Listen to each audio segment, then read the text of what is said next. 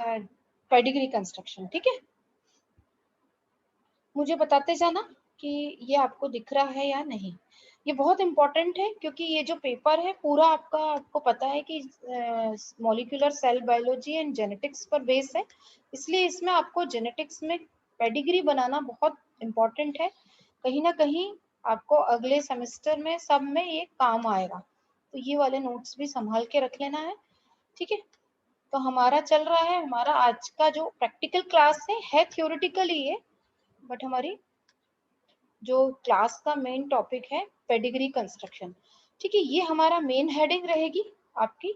इसके अंदर कुछ क्वेश्चंस दिए जाएंगे आपको, जैसे यहाँ दिए जा रहे हैं वैसे ही जब आप प्रैक्टिकल होगा, अब जैसा भी होगा, अब सिचुएशन जो भी होगी आगे जो भी होगा, आपको इसी से रिलेटेड जैसा मैं करवा रही हूँ वैसे ही क्वेश्चन दिए जाएंगे, पर क्वेश्चन चेंज कर सकते हैं हम। ठीक है, इसलिए आपको सारा कुछ करना आना चाहिए। तो ये हो गया हमारा पेडिग्री कंस्ट्रक्शन। पेडिग्री का मतलब होता है, पेडिग्री कंस्ट्रक्शन हम देख रहे हैं, इट मींस, कोई बता सकता है पेडिग्री का मतलब क्या होता है?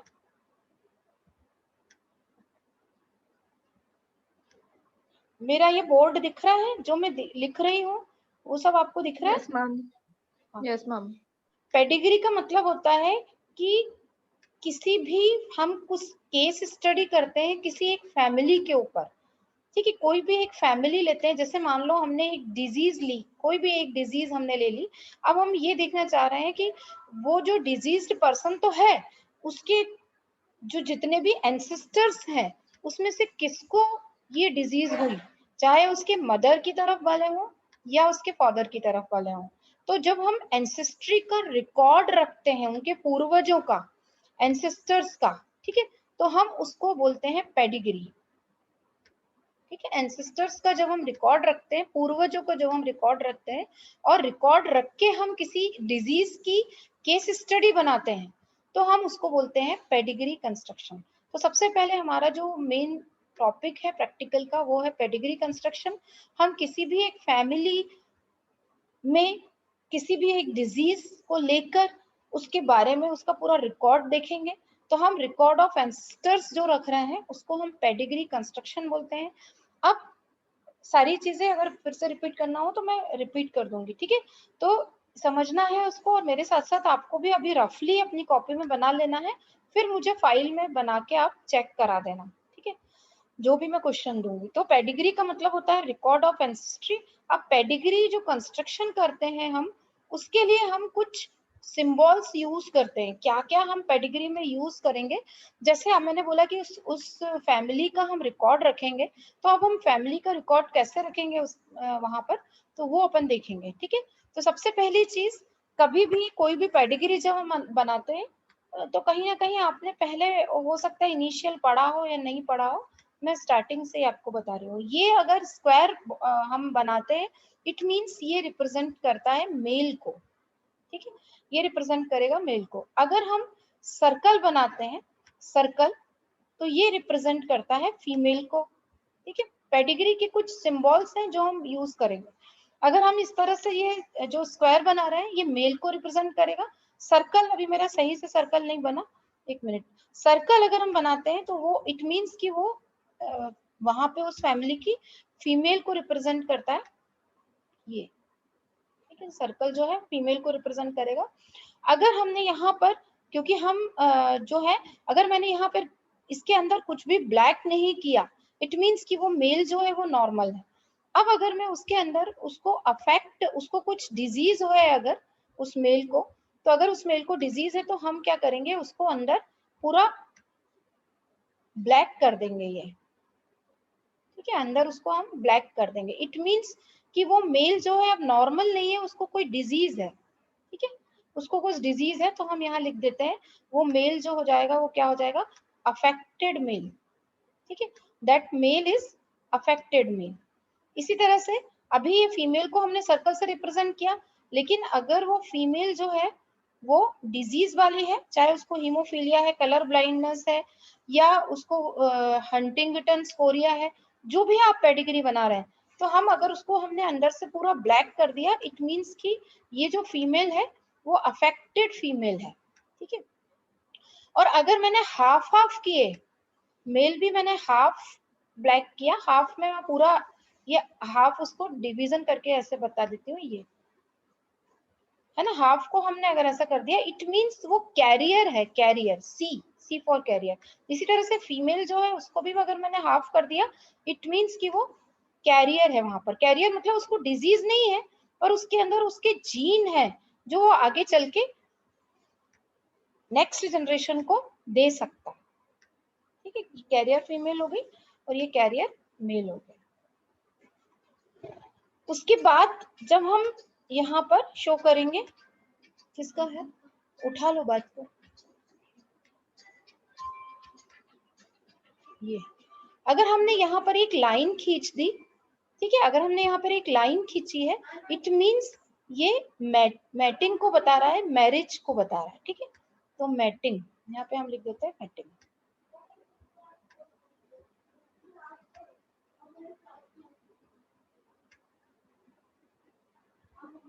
ठीक है, जब तक आप इतना, और अगर मैंने यहाँ पर 2 लाइन खींची है, ये स्क्वायर सही से नहीं बना, 2 लाइन खींची है तो it means it also represent marriage, but वो मैरिज क्लोज रिलेशन में हो रही है, इसीलिए उसको बोलते हैं कॉन्संग्यूइनस मैरिज।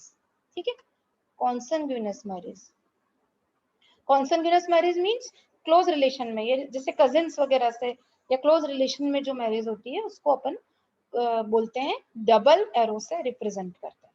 ठीक है, तो ये कुछ सिंबल है, ये पहले क्लियर हुआ। अगर मैंने ये स्क्वायर बनाया है, स्क्वायर नहीं अपन इसको, हाँ, तो ये मेल को रिप्रेजेंट करेगा। अगर हमने सर्कल बनाया है ये फीमेल को रिप्रेजेंट करेगा। अगर मैंने ये जो स्क्वायर बनाया है उसके अंदर पूरा ब्लैक कर दिया तो इसका मतलब कि उस मेल को डिजीज है, अफेक्टेड मेल है।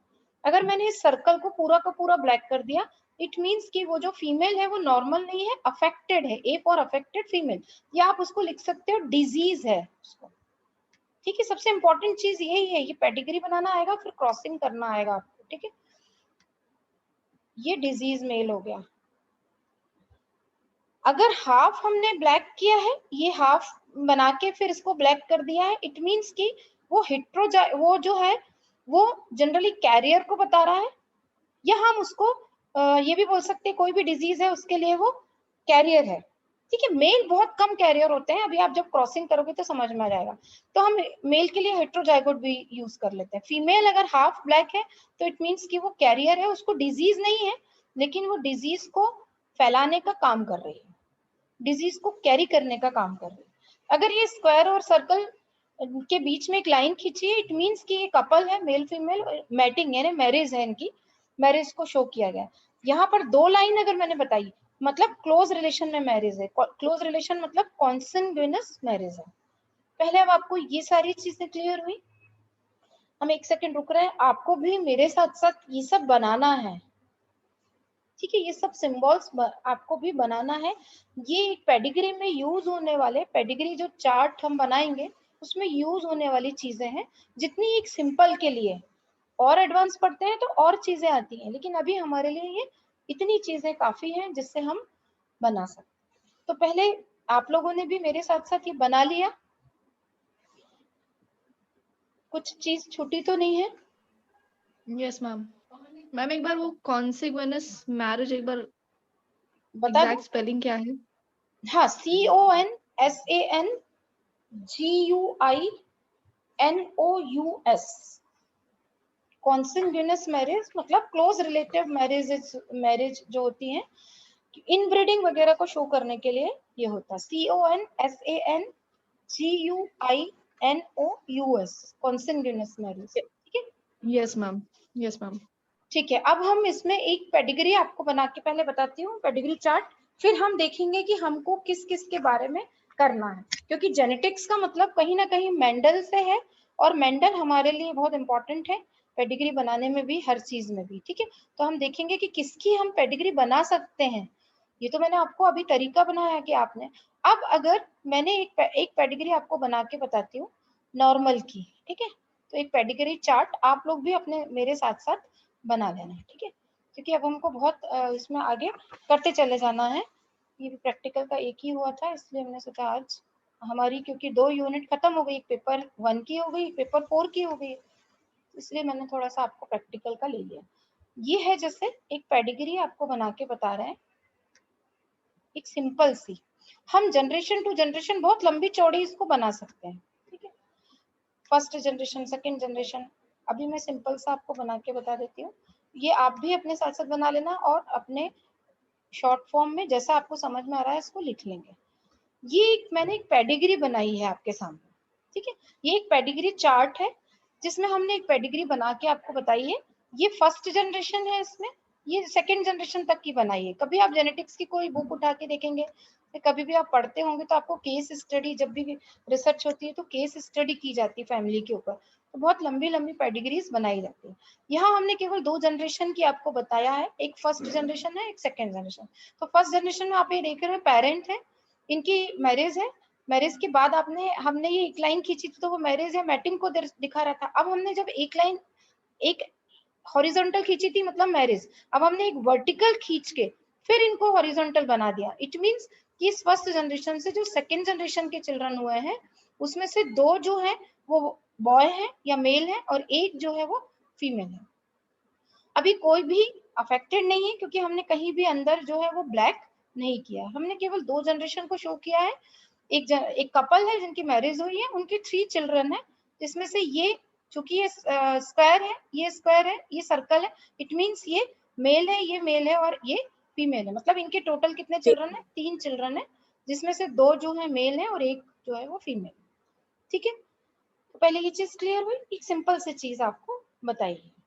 अगर मैं किसी पे एरो खींच दूं, पेडिग्री में कभी कभी ऐसा भी खींचा जाता है, ये एरो अगर मैंने खींच दिया किसी के ऊपर, इट मींस कि हम वहां पर उसकी स्टडी कर रहे हैं, उस पर्सन की स्टडी कर रहे हैं, तो अपन एरो खींच देते हैं वहां पर। ठीक है, तो ये पहले क्लियर हुआ,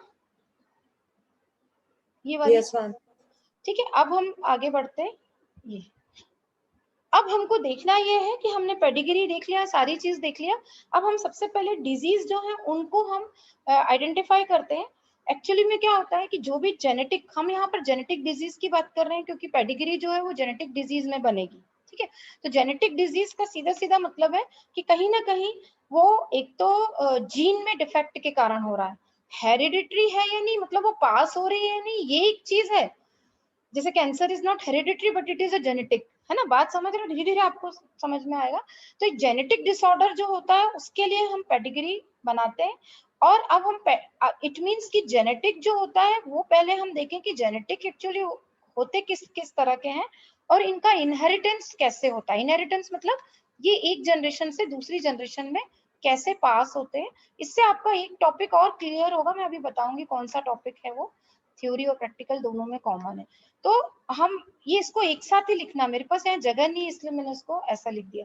तो 2 तरह के इनहेरिटेंस होते हैं, एक मोनोजेनिक, मोनोजेनिक इनहेरिटेंस होता है, इनहेरिटेंस मतलब पास होना, ठीक है, और दूसरा जो होता है वो पॉलीजेनिक इनहेरिटेंस। ठीक है, एक मोनोजेनिक हो गया और एक जो इनहेरिटेंस है वो कौन सा हो गया? पॉलीजेनिक हो गया। ठीक है, अब इनके नाम से ही समझ में आ रहा है कि मोनोजेनिक मतलब किसी एक जीन में डिफेक्ट हो रहा है, उसके कारण ये इनहेरिटेंस है। तो मेंडल जो है उन्होंने जेनेटिक्स पे ही, उनको तो फादर ऑफ जेनेटिक्स बोला जाता है मेंडल को। ठीक है, एक्सपेरिमेंटल जेनेटिक्स जो है वो मॉर्गन को बोला जाता है, मेंडल को फादर ऑफ जेनेटिक्स बोला जाता है। तो मेंडल ने इनहेरिटेंस बताया था। इनहेरिटेंस मतलब एक जनरेशन से दूसरी जनरेशन या अपने फादर या मदर से उनके चिल्ड्रन में जो चीजें पास होती हैं उसको हम इनहेरिटेंस बोलते हैं। अब ये जो इनहेरिटेंस है ये 2 तरह के होते हैं, या तो वो किसी एक जीन के कारण हो रहे हैं या वो बहुत सारे जीन के कारण है। पॉली का मतलब मैनी, मोनो का मतलब एक। तो वो इनहेरिटेंस या तो किसी एक जीन के कारण हो रहा है या बहुत सारे जीन के कारण होता है। 2 तरह के इनहेरिटेंस होते हैं, एक मोनोजेनिक और पॉलीजेनिक। अब जो पेडिग्री बनाई जाती है या पेडिग्री से जो स्टडी किया जाता है वो मोनोजेनिक इनहेरिटेंस में किया जाता है। ठीक है, क्योंकि पॉलीजेनिक में क्या है, बहुत सारे जीन का रोल है, तो समझ में नहीं आता कि कैसे इफेक्ट हो रहा है। तो इनहेरिटेंस पहले हमने देखा 2 तरह का है, एक मोनोजेनिक हो गया और दूसरा पॉलीजेनिक हो गया।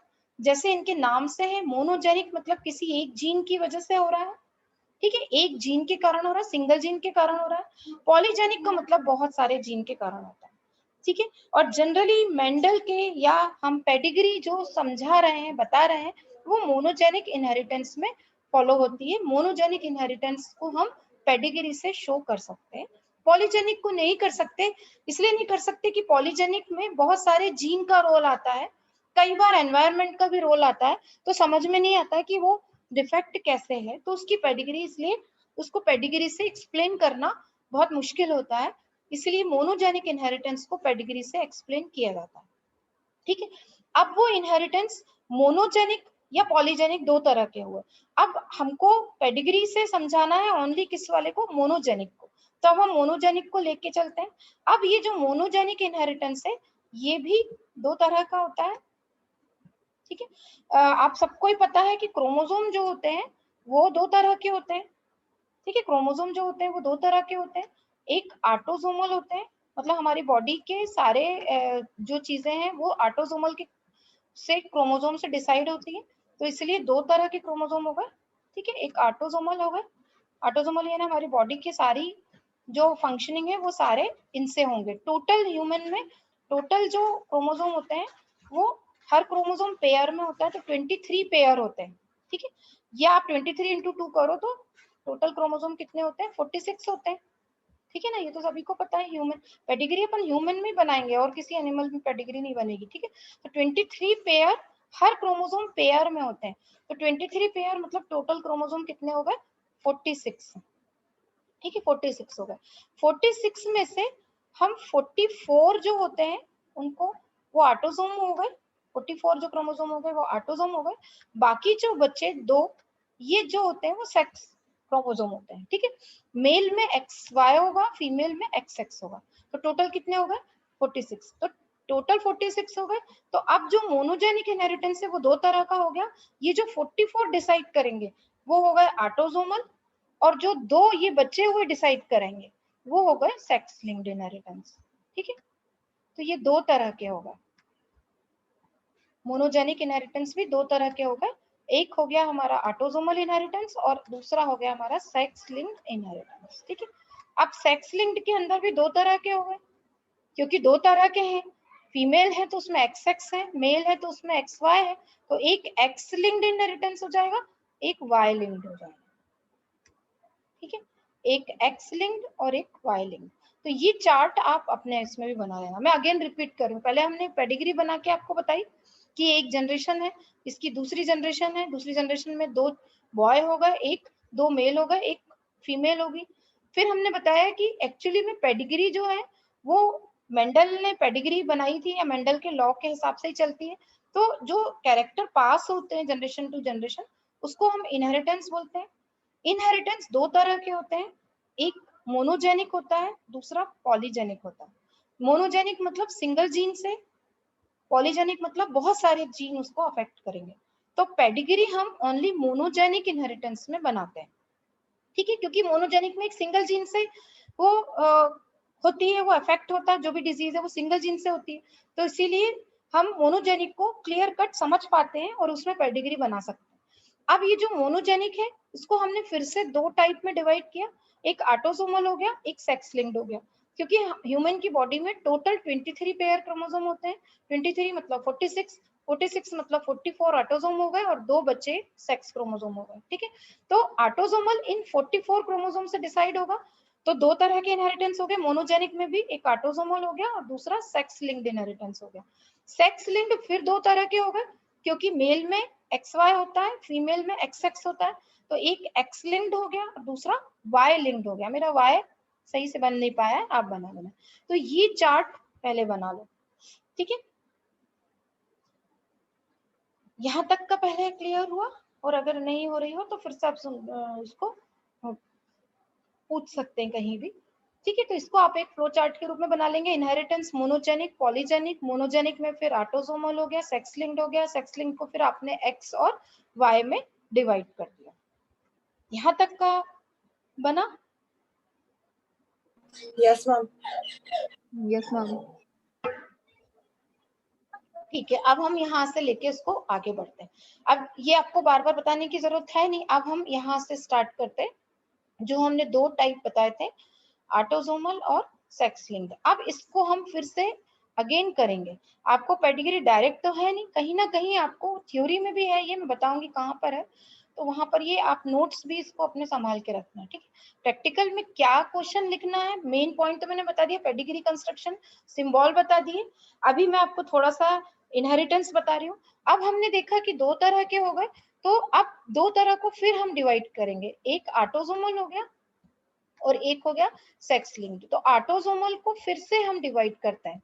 ठीक है, ऑटोसोमल हो या सेक्स लिंक्ड हो, इनको हम फिर से डिवाइड करते हैं, और इनको डिवाइड करते हैं हम डोमिनेंट और रिसेसिव में। ठीक है, ऑटोसोमल को फिर से डिवाइड करते हैं डोमिनेंट और रिसेसिव। तो डोमिनेंट का मैं डी लिख देती हूँ, DOMINANT डोमिनेंट होता है।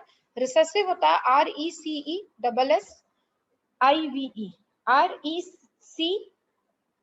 RECESSIVE, recessive. रिसेसिव और डोमिनेंट। तो अब ऑटोसोमल में ऑटोसोमल डोमिनेंट हो सकता है या ऑटोसोमल रिसेसिव हो सकता है।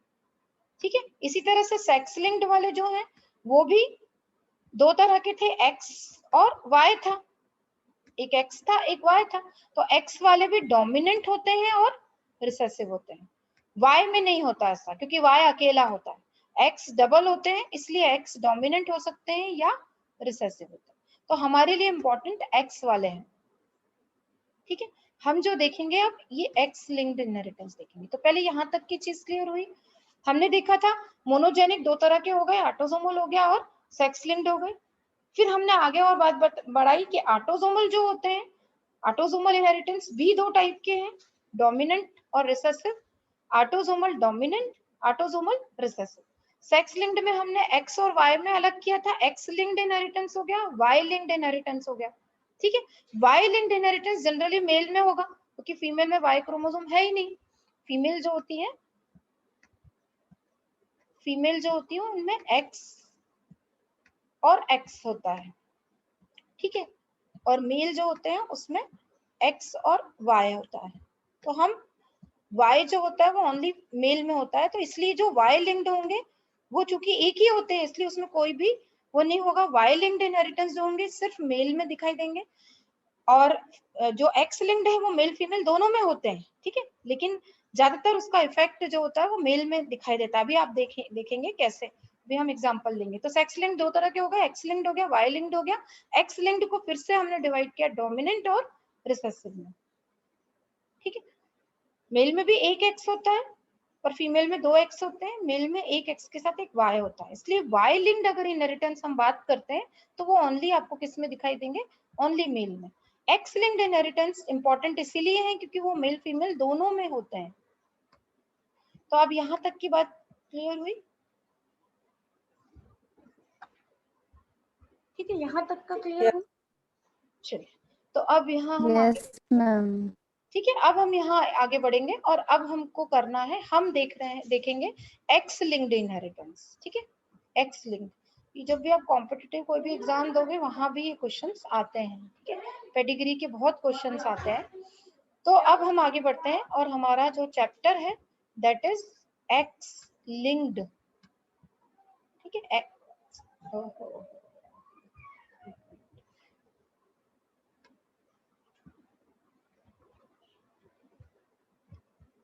ठीक है, हमारा जो होगा एक्स लिंक्ड, ये आपको मेरे साथ साथ बना लेना है क्योंकि मैं आपको इसमें व्हाइट बोर्ड में इसीलिए समझा रही हूँ। ठीक है, x linked inheritance white board में इसलिए समझा रही हूँ क्योंकि ये आपको एज इट इज कॉपी में लिखना है। तो प्रैक्टिकल अभी तो आप अपनी रफ कॉपी में लिख लो, प्रैक्टिकल में आप कैसे आएंगे वो मैं आपको समझाऊंगी कि कैसे लिखना है, कहाँ से। ठीक है, एक्स लिंक्ड इनहेरिटेंस। ठीक है, एक्स लिंक्ड इनहेरिटेंस इंपॉर्टेंट है क्योंकि ये मेल फीमेल दोनों में होंगे।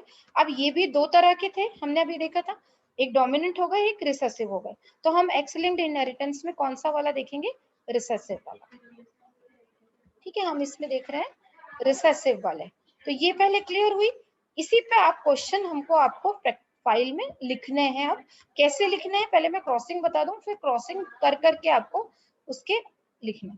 तो हमारा जो है वो एक्स लिंक्ड इनहेरिटेंस की पेडिग्री बनाएंगे हम, और एक्स लिंक्ड इनहेरिटेंस में भी हम किसकी बनाएंगे, रिसेसिव की बनाएंगे। ठीक है, तो एक्स लिंक्ड इनहेरिटेंस में रिसेसिव पे आ जाते हैं। तो रिसेसिव इनहेरिटेंस की जब हम बात करते हैं तो वहां पर हम दो डिजीज लेते हैं, दोनों का चूंकि पैटर्न सेम है इसलिए हम सेम टाइप की एक डिजीज लेंगे। तो एक की क्रॉसिंग में बता दूंगी, दूसरे की अपने आप आपको आ जाएगी। तो हम देख रहे हैं हीमोफीलिया। ठीक है, हीमोफीलिया एक डिजीज देख रहे हैं, उसमें हम उसकी पूरा क्रॉसिंग और वो सब देखेंगे। तो पहले हीमोफीलिया है क्या, ये सब है। हीमोफीलिया आपको, चूंकि हम एक्स लिंक्ड रिसेसिव में पढ़ रहे हैं तो ये एक्स लिंक्ड रिसेसिव इनहेरिटेंस है, जेनेटिक है।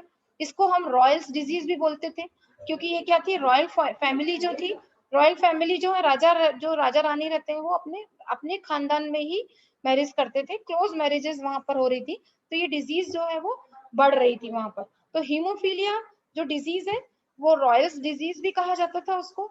और हीमोफीलिया डिजीज में होता क्या है कि जनरली जब हमारे बॉडी में चोट लगती है, कहीं भी ब्लड जब निकलता है तो वो हम देखते हैं 3 to 5 मिनट्स में वहां पर क्लॉटिंग होने लगती है। क्लॉटिंग एक लंबी चौड़ी प्रोसेस है, ठीक है। लेकिन हीमोफीलिया एक ऐसी डिजीज है जिसमें 24 आवर्स तक ब्लीडिंग होती रहेगी और बहुत डिलेड क्लॉटिंग होती है, क्योंकि ये एक जेनेटिक डिफेक्ट हो जाता है जहां जो क्लॉटिंग फैक्टर्स होने चाहिए वो प्रॉपर नहीं हो पाते हैं।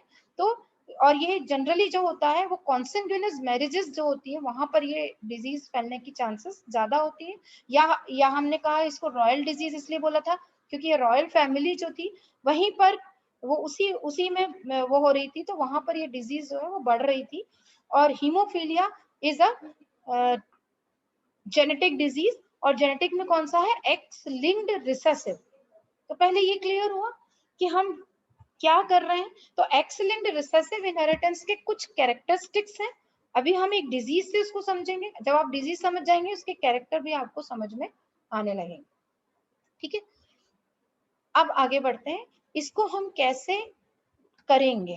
ठीक है, इसका हम कैसे करेंगे तो इसको दिखाना है आपको। अभी मैंने आपको पेडिग्री बताई थी कि किस किस तरह से हम मेल फीमेल को रिप्रेजेंट करते हैं। ठीक है, यहाँ का जो डिजीज हमको शो करना है, वहां पर हम डिजीज को शो करने के लिए जनरली अभी है टाइम। जनरली अगर ये जो होती है एक्स लिंक्ड इनहेरिटेंस है तो हमको पता है फीमेल जो होती है वो एक्स और एक्स होती है। ठीक है, अगर मान लो हीमोग्लोबिन वो जो होता है आपका, हीमोग्लोबिन बोल रहे हैं, हीमोफीलिया, हीमोफीलिया को शो करने के लिए अपन एक्स के ऊपर एच लिख देंगे। ठीक है, अगर ये एक्स एक्स लिखा हुआ है इट मीन्स कि ये जो फीमेल है ये नॉर्मल है। ठीक है, ये नॉर्मल फीमेल, ये आपको भी मेरे साथ साथ लिख लेना है क्योंकि अभी एक ही बार आपको समझाए जाएंगे, फिर क्रॉसिंग आपको खुद ही करनी है। एक बार मैं सारा बता दूंगी फिर खुद करना है। अब ये अगर मान लो ये एक फीमेल है जिसमें एच आ गया है,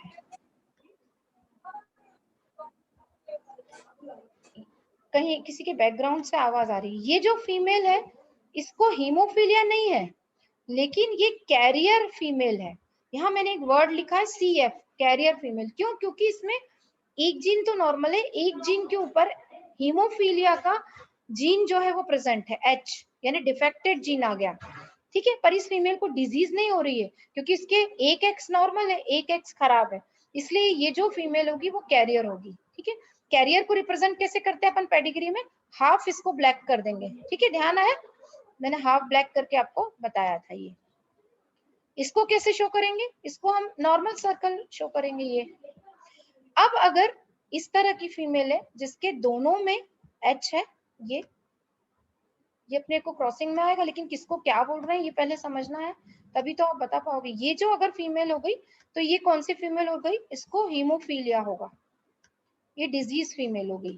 ठीक है, तो इसको समझाने के लिए हम पूरा का पूरा जो सर्कल है वो पूरा का पूरा ब्लैक हो जाएगा, अंदर मतलब भर जाएगा। ये मेरा बाहर चला गया है, इसको बाहर वाले को रेस कर देंगे, इसको हम शो करेंगे ऐसे।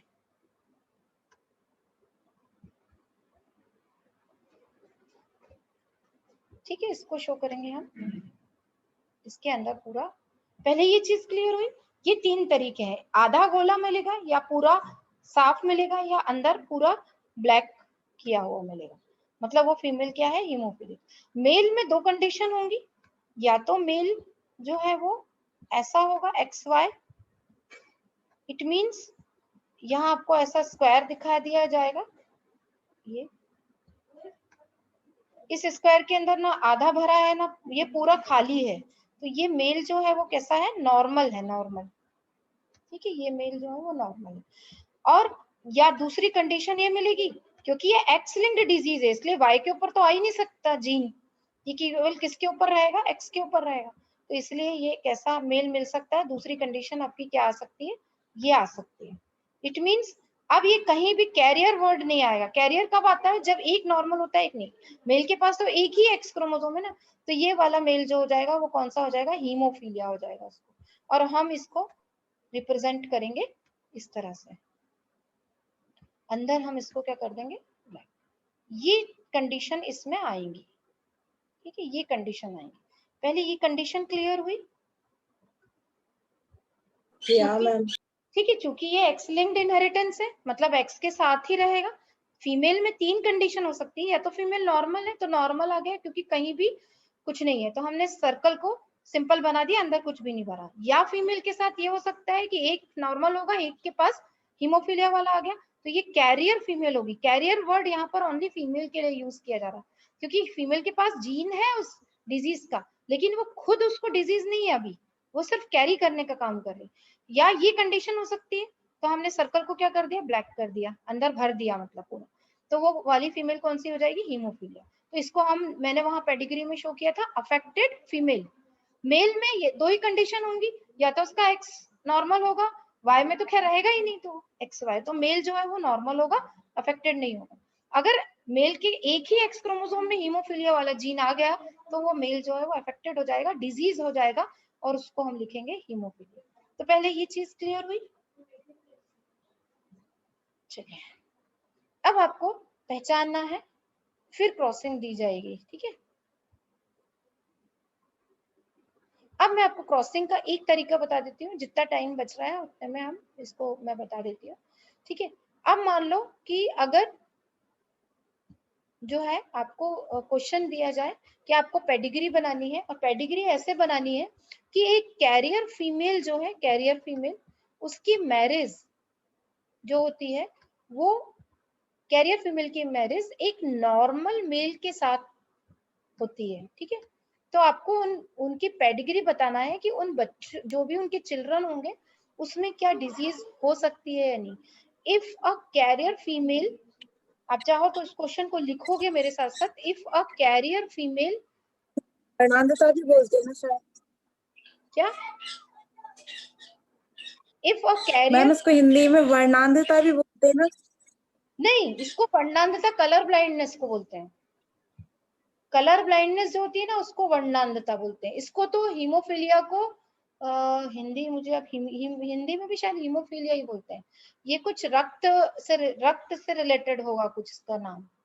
ठीक है, आप क्वेश्चन लिखना, if a carrier female is married to normal male, if a carrier female is married, cross का साइन बना दिया, if a carrier female is married to normal male, then what will be the pedigree of its children? If a carrier female is married to normal male, then what will be the pedigree of its children? ठीक है, पहले ये clear हो रहा है आपको। If ये question अब आपको फाइल में लिखना है, if a carrier female is married to normal male, then what will be the pedigree of its children. अब मैं पहले आपको इससे समझा रही हूँ, कैरियर फीमेल को कैसे शो करेंगे हम, ये पहले मैं आपको एक सिंपल तरीका बता दूं, फिर पेडिग्री हम बनाएंगे। ये होती है कैरियर फीमेल, और नॉर्मल मेल कैसा होगा, नॉर्मल मेल में सब चीज नॉर्मल है, ये तो किसी में भी डिजीज नहीं होगी। ये हो गई कैरियर फीमेल, ये हो गया नॉर्मल मेल। ठीक है, अब हम इसकी पहले एक चेक बोर्ड बना ले, क्योंकि पहले आपको क्रॉसिंग करना तो आए, तब तो पेडिग्री बनाओगे। तो यहाँ पर हम, ये जिसको आती है वो उसका रिवीजन हो जाएगा। ठीक है, एक तरफ जब भी आप कोई चेक बोर्ड बनाते हो ना, तो आप एक तरफ फीमेल लिख देते हो, तो फीमेल कैसी है हमारी, एक एक्स नॉर्मल है और एक जो है वो ऐसा है। मेल कैसा है, मेल दोनों नॉर्मल है, एक्स और वाई। ठीक है, पहले चेकबोर्ड बनाना आएगा तब पेडिग्री आएगी। अब चेकबोर्ड ऐसे बनाते हैं, ये हमने मेल लिख दिया, मेल को लिखने का तरीका ये है, ये ऐसे लिखा जाता है मेल को, और फीमेल जो है इधर लिखी है, तो आपको शो करना पड़ेगा कहाँ मेल लिखा है कहाँ फीमेल। ये फीमेल हो गई, ठीक है।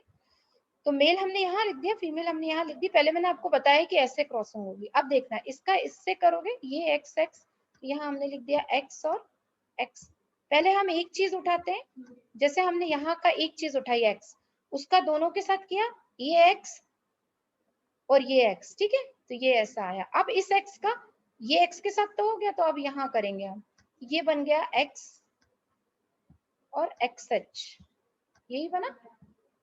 अब ये एक्स का दोनों के साथ हो गया ये वाले, तो हम इसको खत्म करते हैं। किसको लेते हैं, वाई को। हमेशा लिखने में एक्स पहले लिखा जाएगा, इस वाई का क्रॉसिंग पहले इसके साथ करेंगे फिर इसके साथ करेंगे। तो इसकी इसके साथ की तो क्या आया, एक्स और वाई, ठीक है, ये आया।